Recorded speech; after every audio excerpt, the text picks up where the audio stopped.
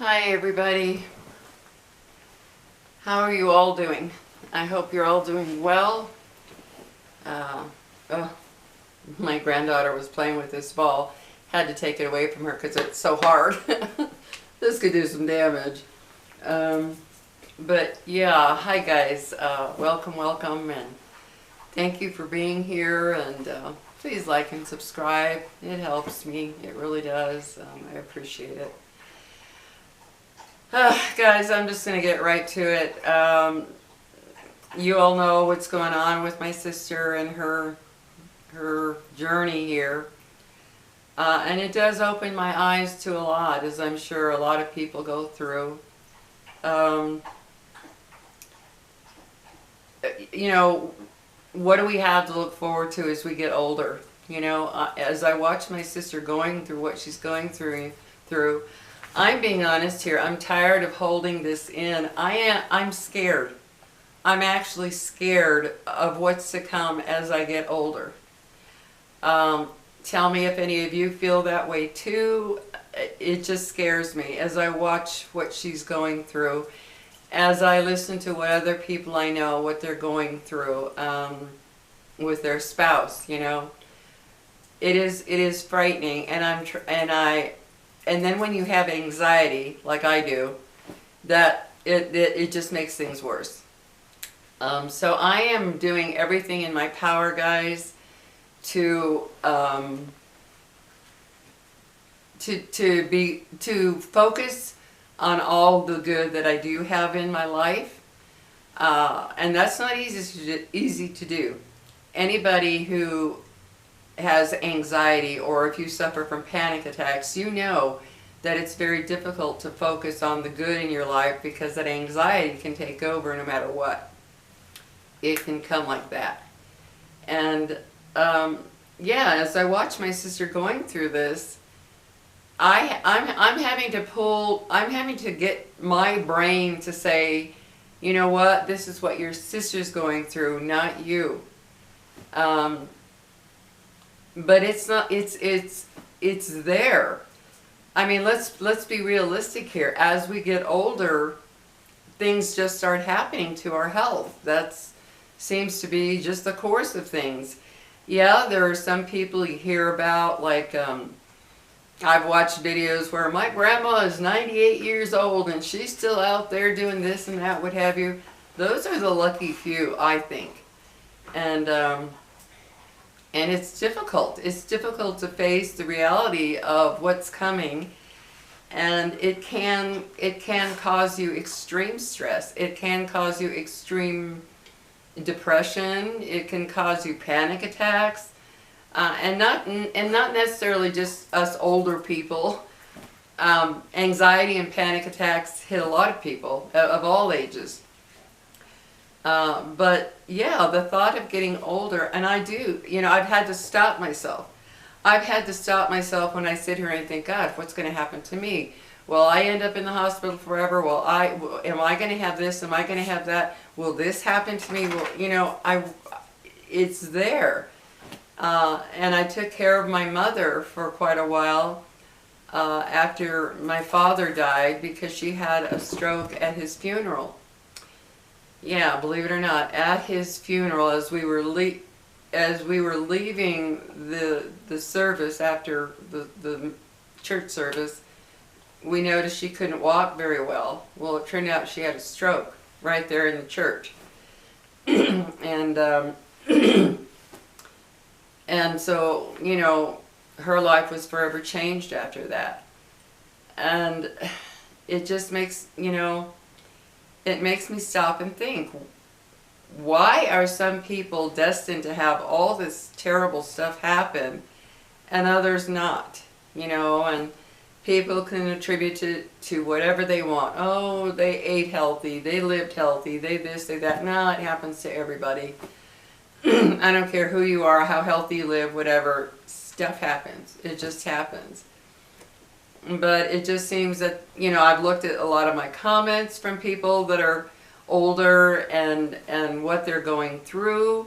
I look at other videos of people, you know, and the elderly, what they're going through, and I'm thinking, oh my gosh, is this what we have to look forward to? Just some form of suffering or another, you know?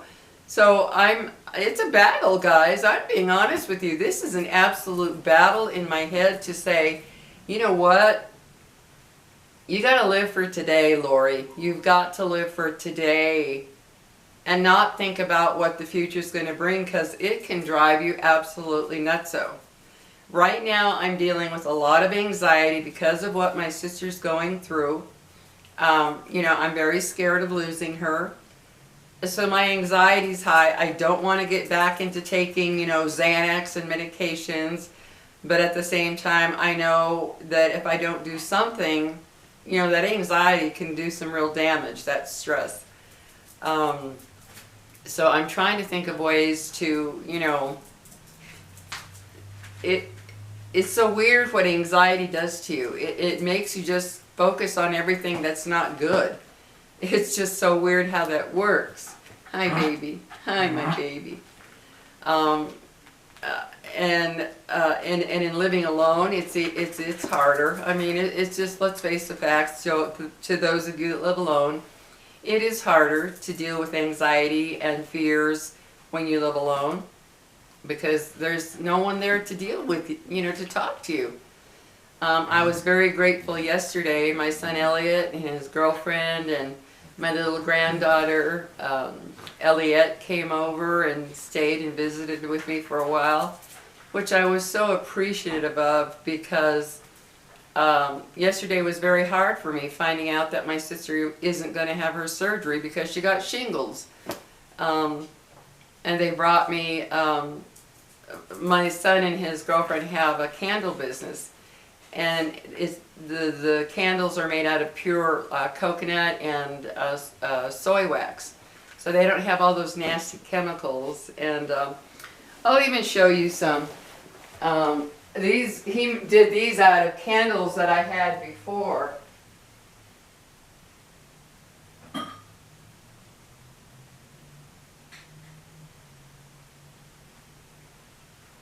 These are candles that I got at Dollar Tree, which are not good for you. They're full of chemicals. They smell horrible.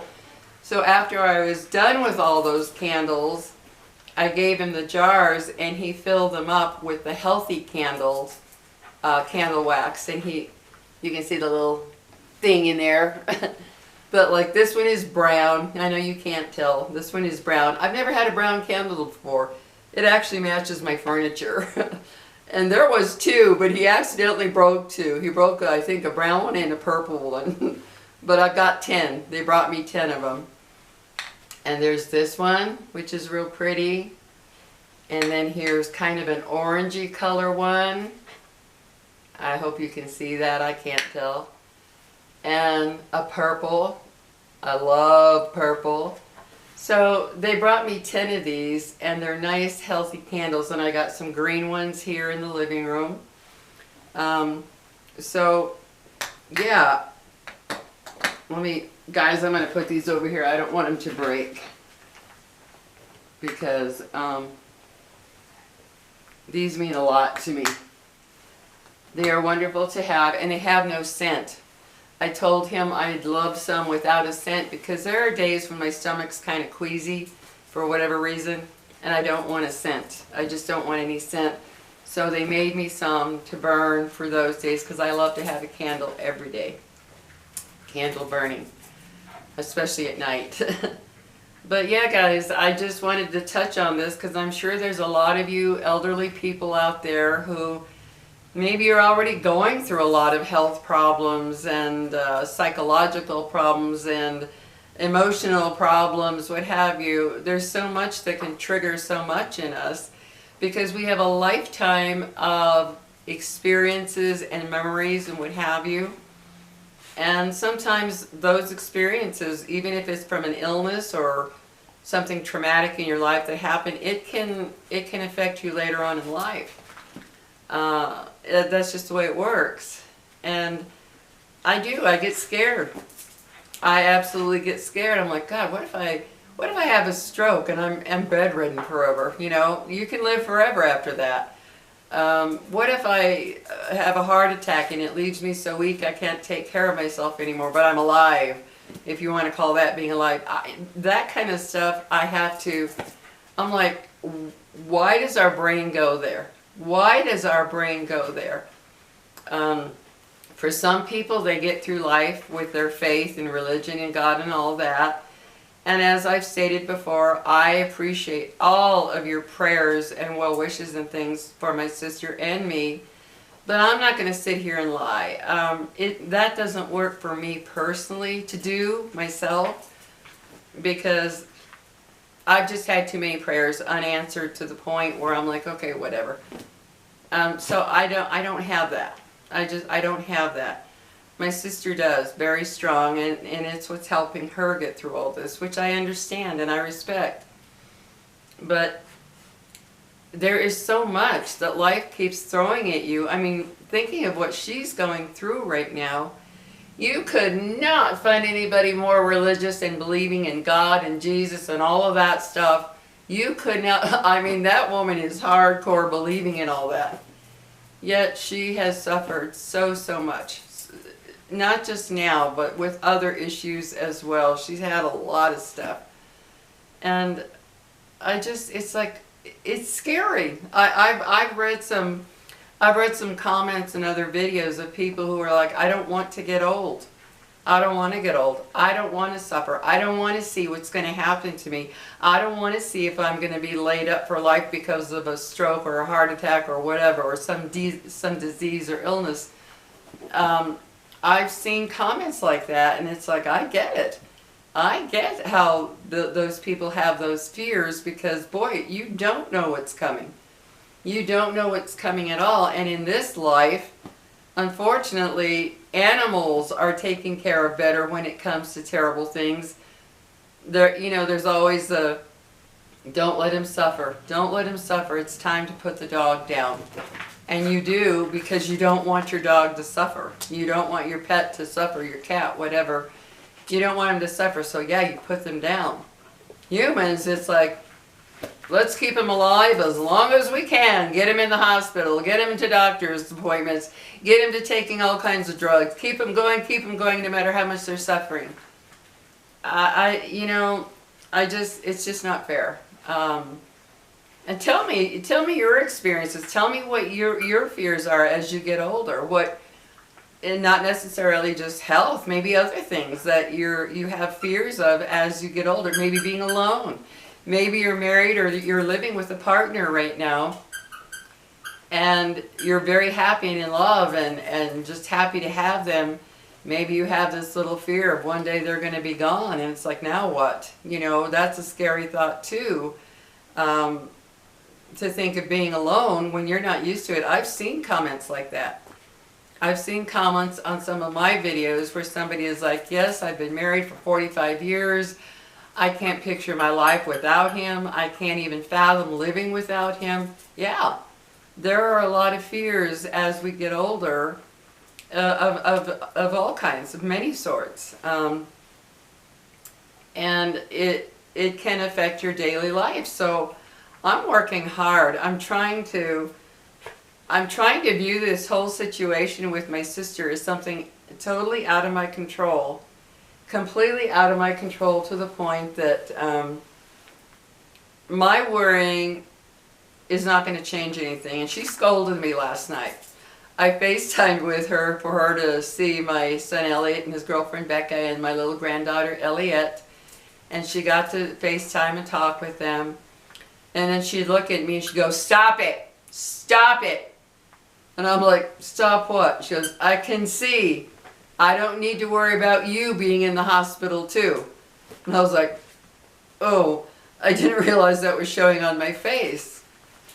But yeah, the worry is there. I'm trying to figure out how to cope with it daily here, especially now that we have no clue when she's going to have her open heart surgery because of these shingles.